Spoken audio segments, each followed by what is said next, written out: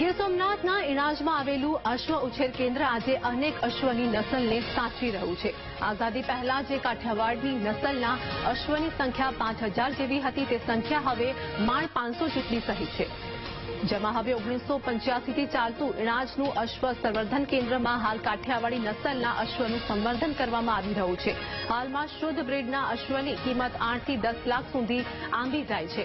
આ અશ્વની પ્રજાતિને જાળવવા માટે રાજ્યમાં 10 જગ્યાએ કાઠિયાવાડી અશ્વ સંવર્ધન કેન્દ્ર ચાલી રહ્યા છે। જાણકારોના મતે હાલમાં કાઠિયાવાડી સંપૂર્ણ શુદ્ધ નસલના માત્ર 500 જેટલા જ અશ્વો રહ્યા છે। કાઠિયાવાડી અશ્વો માટે સરકારે નિયુક્ત કરેલું પશુ ડોક્ટર કહે છે કે સરકાર આ બાબતે સજાગ બની છે અને આ પ્રજાતિના વિકાસ અને સંવર્ધન માટે શુદ્ધ કાઠિયાવાડી પ્રજાતિના 70 અને ઇણાજમાં 55 અશ્વો છે।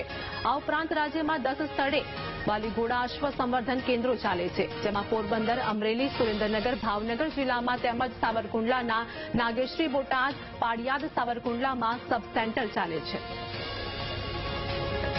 બાપ દાદા વખતથી પહેલેથી કાઠિયાવાડી અશ્વ રાખીએ છીએ અને બધી રીતના કાઠિયાવાડી અશ્વનો રૂપ, રંગ, કટ, કન્ડિશન, ચાલ બધી રીતના પરફેક્ટ ઘોડું આવે છે કાઠિયાવાડી। અને મારવાડીનું અલગ કરી જેનામાં કાઠિયાવાડીના કાન ને કટ ને જોઈને પહેલેથી બાપ દાદા વખતથી એમાં ઘોડી રાખીએ કાઠિયાવાડી।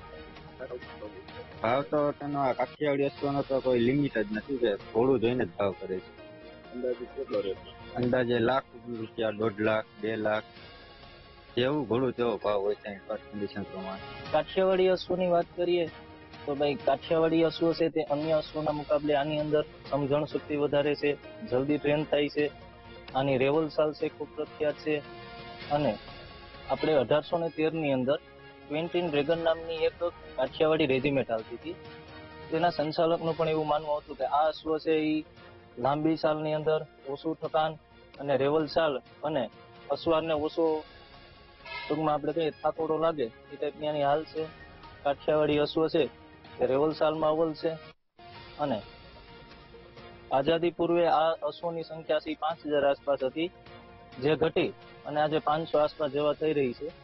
આ ફાર્મ અહીંયા ખાતે 1984માં સરકારે આ જમીન ફાળવેલી, ત્યારબાદ 1990-91માં આ ફાર્મની શરૂઆત થઈ ને 35 ઘોડા હતા, અત્યારે 58 ઘોડાની સંખ્યા કુલ છે ઘોડીને ઘોડા સહિત। આ કાઠિયાવાડી ઘોડા યુદ્ધમાં ને મુસાફરીમાં બધેમાં ઉપયોગી હોય ને આ જાતિ લુપ્ત થવાના આરે હતી ને સરકારે એમાં ઇન્ટરેસ્ટ લઈ ધ્યાન રાખીને ફાર્મ ડેવલપ કર્યો છે।